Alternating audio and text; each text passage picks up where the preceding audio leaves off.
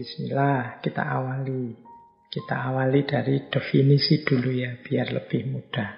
Apa sih yang dimaksud social thinking itu? Social thinking atau berpikir sosial adalah proses intelijensi yang terjadi dalam diri kita yang memungkinkan kita bisa memahami sudut pandang, emosi, maksud orang lain yang ada di sekeliling kita. Jadi jangan salah ya, berarti berpikir sosial itu kemampuan kita mempertimbangkan orang lain. Sudut pandangnya, emosinya, mungkin cara berpikirnya, dan lain sebagainya. Prosesnya disebut proses intelijensi. Mengapa sih Pak disebut proses intelijensi? Kok tidak disebut saja proses rasional atau proses kerja akal? Karena yang bekerja, kalau kita masuk ke dunia sosial itu ya tidak hanya akal kita, tapi juga mungkin nurani kita, mungkin naluri kita, mungkin intuisi kita juga ikut bermain. Karena kita nanti akan berhadapan dengan manusia yang lengkap juga. Dia tidak hanya punya akal, tapi juga punya nurani, punya naluri, punya imajinasi, punya intuisi, dan lain sebagainya. Kita pun menangkapnya sesuai dengan kapasitas kita. Nah, semakin pandai kita berpikir sosial, biasanya semakin mudah kita bergaul, berbaur di tengah masyarakat. Mengapa sih berpikir sosial itu penting? Yang pertama, karena saat kita berhubungan dengan orang, manusia itu kan makhluk sosial. Mau tidak mau, membutuhkan, memerlukan secara niscaya berhadapan dengan orang lain. Jadi tidak mungkin kita bisa hidup sendirian, apalagi hari ini. Kayak Tarzan misalnya, di tengah hutan tanpa segala fasilitas sosial, segala sumbangan entah apa dari orang lain dalam bentuk apapun. Kita pasti ada kebutuhan kita terhadap orang lain. Wong manusia itu makhluk sosial. Nah, berarti apa? Kita dituntut untuk punya kemampuan menanggapi, punya kemampuan berpikir saat berhadapan dengan orang lain. Jadi kalau kita sedang berhadapan dengan orang lain itu kan, misalnya kita ngobrol dengan orang, itu kan biasanya kita juga menjajaki siapa orang ini, seperti apa karakternya kira-kira, kemudian dia ini apa yang dia inginkan. Nah, itu kan kita selalu berpikir menebak-nebak ke sana. Nah, itulah sebenarnya bagian dari social thinking. Misalnya teman-teman mungkin kapan-kapan ya berkunjung ke tempat saya misalnya. Teman-teman ngertinya wah Pak Faiz itu yang tiap hari menemani belajar filsafat, ngaji filsafat. Berarti Pak Faiz itu ngerti tentang filsafat-filsafat. Terus teman-teman ketika ketemu saya, terus ketika mau ngobrol, biasanya terus mengarah-arah ke filsafat. Karena Pak Faiz ini ngerti ini filsafat. Berarti pasnya ya diajak ngobrol tentang filsafat deh. Nah, ini salah satu contoh kemampuan kita menanggapi hadirnya orang lain. Ini yang kita sebut sebagai social thinking. Jadi kita berpikir tentang orang, kemudian kita mampu menyesuaikan dengan orang itu. Demikian pula tanggapan kita terhadap orang lain, kalau ada orang menanggapi kita, kita juga mampu menangkapnya sesuai dengan kapasitas berpikir kita. Terus misalnya pas ngobrol dengan saya, ngomong tentang filsafat, ngomong macam-macam, teman-teman juga bisa menanggapi, bisa menangkap, bisa menerima apa yang saya sampaikan. Tidak hanya dari perspektif teman-teman, tapi juga bisa membaca dari perspektif saya yang ngomong. Jadi di antara kemampuan Social thinking itu ya kemampuan memahami orang lain. Jadi tidak hanya memahami apa yang kita inginkan dan kita pikirkan. Jadi inilah mengapa tema malam hari ini menurut saya penting. Karena hari ini kan kita lihat banyak sekali konflik-konflik, banyak sekali perdebatan-perdebatan, banyak sekali polemik-polemik yang mungkin tidak perlu terjadi kalau kita punya kapasitas social thinking yang tinggi. Jadi kita bisa memahami orang lain juga bisa memahami kita. Mengapa sih penting kita untuk memahami orang lain itu? Apa tidak cukup kita memahami diri kita sendiri? Ya yang pertama, mengapa kok tidak cukup kita memahami diri kita sendiri? Karena masing-masing orang itu beda-beda. Isi pikirannya, cara berpikirnya, nilai-nilai yang dia pegangi, kepribadiannya beda-beda. Tidak sama dengan kita. Ya kalau seragam sih tidak masalah. Berarti kita kalau kita mikir tentang kita sama aja dengan mikir tentang orang.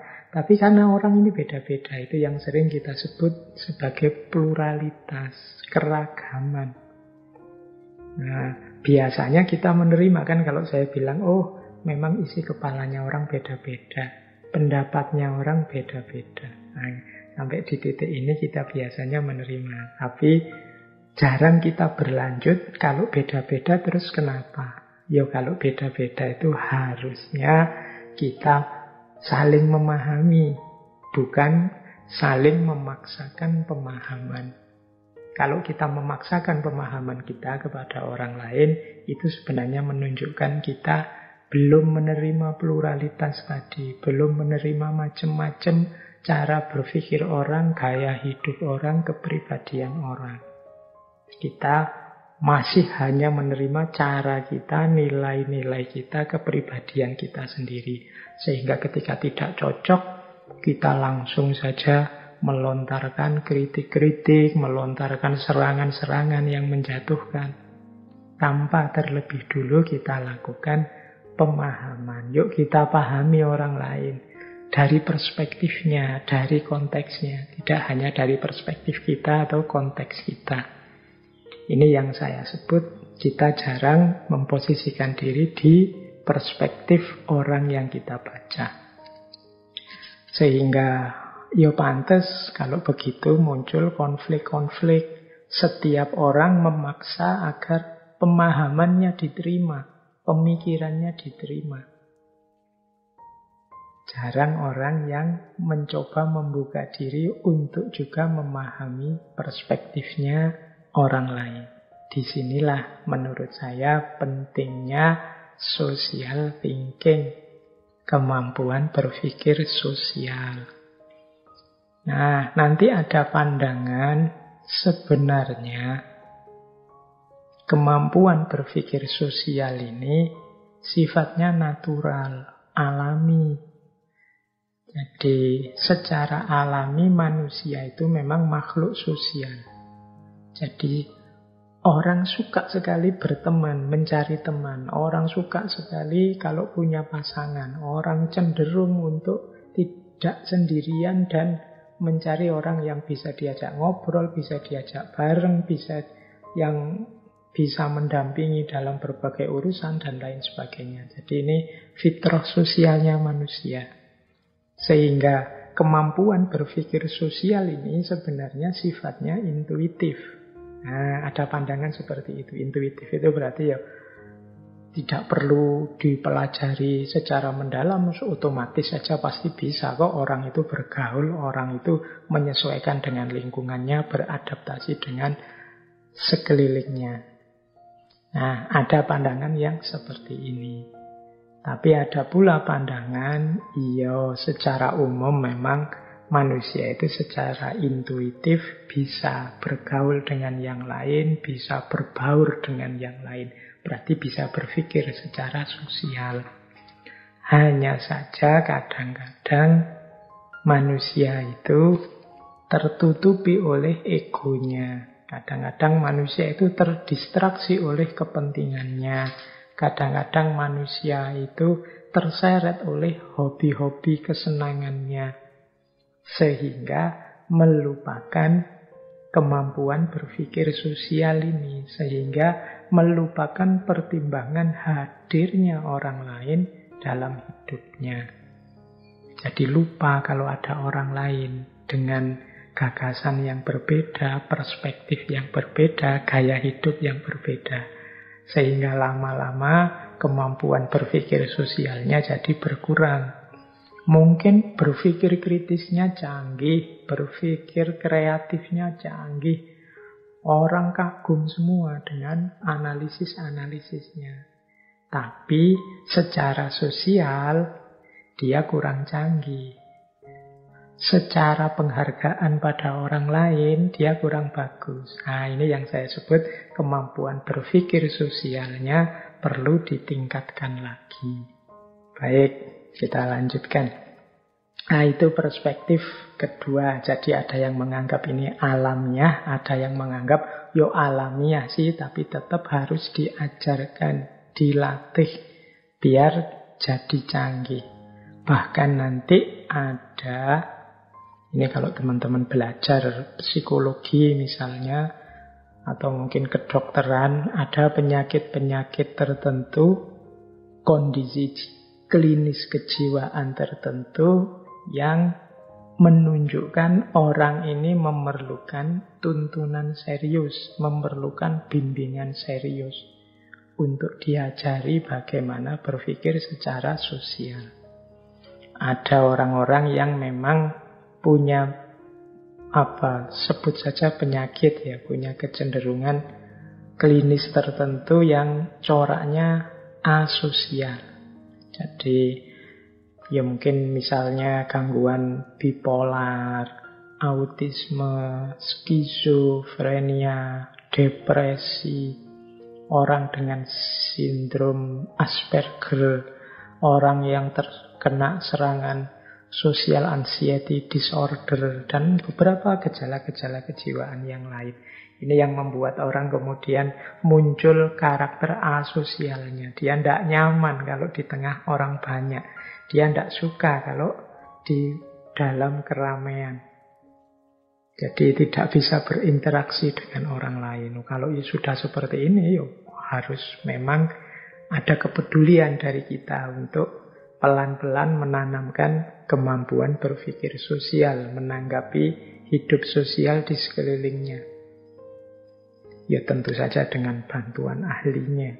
Karena ini ada sejenis gangguan kepribadian tertentu. Bahkan nanti ada yang ekstrim. Tidak hanya asosial, tapi juga antisosial. Wah, teman-teman mungkin pernah dengar ya, psikopat atau sosiopat. Ini yang suka drama-drama Korea, apa suka film-film tentang psikologis atau film-film tentang para psikopat. Ini kan orang yang ekstrim sama sekali antisosial. Kalau sosiopat itu orang yang memang sulit bergaul dengan masyarakat, acuh, tidak peduli dengan orang lain, cenderung menarik diri, tapi punya ego yang sangat tinggi. Dia merasa dirinya yang paling penting. Dia menganggap orang lain itu tidak ada artinya. Jadi dia cenderung nanti berbuat jahat untuk kepentingan pribadinya tanpa peduli haknya orang lain. Emosinya tidak stabil. Seringkali kehilangan kesabaran, kerjaannya ngamuk-ngamuk, marah-marah, menyakiti orang, tidak masalah, yang penting dia sendiri seneng, terpenuhi egonya. Ini namanya sosiopat. Nanti ada yang lebih mengerikan lagi, namanya psikopat. Kalau psikopat ini unik dia. Kalau sosiopat kan memang tidak bisa bergaul dengan orang. Tapi kalau psikopat ini kadang-kadang kelihatan bisa berbaur, bisa akrab, menempatkan diri di tengah masyarakat. Orang menganggapnya normal. Tapi di balik yang normal ini tersimpan, situasi mental, kondisi mental yang gelap. Dia tidak punya rasa sama sekali terhadap orang lain. Dia hanya ingin memuaskan keinginan dinginnya, keinginan jahatnya. Dia punya naluri, mungkin kalau di film-film itu disebut naluri seperti predator, ingin menghancurkan. Tapi orang tidak tahu karena dia dari luar kelihatan sangat normal. Sehingga diam-diam dia bisa merencanakan kejahatan dengan baik dan detail. Orang sulit mendeteksi siapa psikopat. Tapi kalau sosiopat ini biasanya kelihatan. Orangnya memang tidak bisa bergaul, merasa tinggi, egonya sangat tinggi. Kadang-kadang melakukan kejahatan, hal-hal yang menyakiti orang lain, tapi dia tidak peduli. Yang penting dia puas. Itu sosiopat. Ini juga jenis personality disorder. Jadi kepribadian yang kacau, yang rusak. Ini juga PR bagi kita. Nah, jadi ternyata kemampuan berpikir sosial itu penting. Kita kaji, kita pelajari. Karena ya itu tadi, manusia mau tidak mau ya berhadapan dengan hidup sosial, berhadapan dengan orang lain. Kalau kita tidak punya keterampilan bergaul dengan orang lain secara tepat, pikiran kita tidak bisa menghadapi orang lain, ya kita akan kesulitan dalam hidup. Mungkin hidup kita akan rasanya serba tidak nyaman, serba tidak enak, serba terganggu, serba tidak suka. Nah, disinilah pentingnya kita belajar tentang social thinking atau berpikir sosial. Nah, kita lanjutkan lagi. Yang saya jelaskan sebelumnya itu banyak ada di kajian-kajian psikologi. Teman-teman yang tertarik boleh nanti mencari buku-buku psikologi tentang orang-orang yang asosial maupun antisosial. Nah, kemampuan berpikir sosial ini adalah bagian dari social skill dan social learning. Ini untuk istilah-istilah ya, biar teman-teman tidak bingung. Social skill itu serangkaian keterampilan yang memungkinkan kita berkomunikasi, bersosialisasi, berhubungan orang lain dengan baik. Ini namanya social skill, kemampuan hidup sosial. Isinya social skill itu macam-macam. Antara lain social thinking, kemampuan berpikir sosial. Nah, dari mana social thinking ini diperoleh, kemampuan berpikir sosial ini diperoleh? Antara lain dari social learning, pembelajaran sosial. Jadi, pembelajaran sosial itu hal-hal yang kita pahami, kita terima, kita jadikan pedoman dari pengalaman kita sehari-hari berinteraksi dengan orang lain. Jadi itu namanya social learning. Kemampuan kita berpikir sosial itu banyak juga ditentukan oleh social learning kita. Semakin banyak pengalaman kita belajar bersama orang lain, biasanya kita semakin cerdas, semakin canggih cara berpikir sosialnya. Jadi secara istilah-istilah mungkin teman-teman biar tidak bingung ya, social thinking, social learning, social skill. Social skill itu kemampuan kita untuk hidup secara sosial. Social learning itu pelajaran-pelajaran yang kita dapat dari hidup secara sosial. Social thinking itu kemampuan kita berpikir menghadapi hidup sosial atau menghadapi orang lain. Jadi mudahnya itu, biar tidak keselip-selip istilahnya. Baik, kita lanjutkan. Wah, di sini sedang gerimis, hujan. Semoga suaranya tidak mengganggu teman-teman. Tidak apa-apa. Semoga suara saya masih jelas juga. Baik, kita lanjutkan. Nah, ada seorang tokoh perempuan. Namanya Michelle Garcia Wiener. Beliau ini dipandang sebagai tokoh yang concern mempopulerkan social thinking. Beliau punya lembaga juga, nulis banyak buku juga tentang social thinking ini. Teman-teman boleh mencari bukunya. Ini buku-bukunya Michelle Garcia Wiener ini banyak dipakai untuk pembelajaran penanaman social thinking pada anak-anak, termasuk anak-anak yang berkebutuhan khusus. Nah, ada satu pandangan dari Michelle Garcia Wiener ini tentang social thinking ini. Bagi beliau, social thinking ini lebih penting daripada sekedar social skill. Kita kan sering ini ada pelatihan-pelatihan untuk menanamkan soft skill dalam hal social skill, menanamkan kemampuan bersosialisasi pada anak-anak muda, pada anak-anak sekolah. Kata Michelle Garcia, yang paling penting sebenarnya social thinking ini. Kalau social skill yang lain itu kan biasanya kita memberi paket jadi. Bagaimana caranya berkomunikasi dengan ramah, diawali dengan senyum, dan macam-macam. Itu banyak model-model social skill yang diajarkan. Nah, menurut Michelle Garcia lebih penting social thinking ini. Mengapa? Karena situasi sosial itu dinamis, berubah-ubah. Kalau dulu ekspresi tertentu dianggap ekspresi kesopanan, mungkin sekarang berubah. Dulu pola komunikasinya langsung, sekarang pakai HP. Nah, berubah kan situasinya. Kalau kita hanya hafalan, menghafalkan cara berinteraksi, mana yang sopan, mana yang tidak, mana yang kritis, mana yang tidak. Pada saatnya mungkin situasinya berubah. Yang dulu dianggap sopan, sekarang tidak sopan.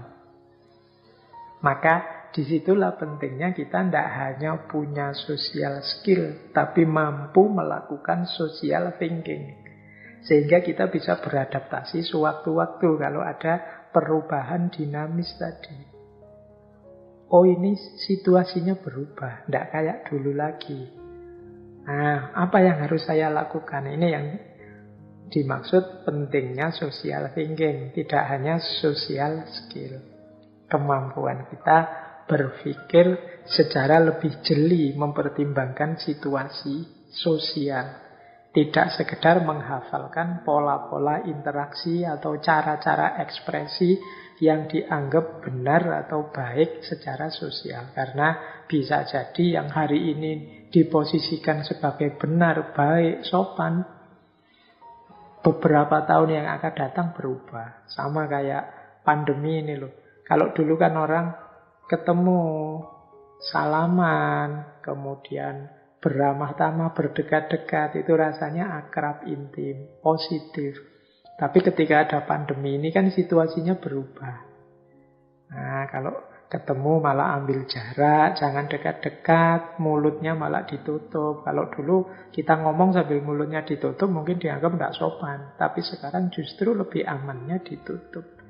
Nah, untuk bisa menanggapi ini sebagai sebuah keniscayaan yang mengubah paradigma yang lama jadi paradigma yang baru, itu kan kita punya kemampuan social thinking, berpikir sosial, tidak sekedar menghafalkan social skill. Nah, ini pandangannya Michelle Garcia tadi. Maka penting kita tidak hanya memahami bagaimana cara berinteraksi yang baik dan benar atau social skill, tapi juga bagaimana cara kita untuk berpikir sosial. Kita berpikir mempertimbangkan situasi dan kehadiran orang lain.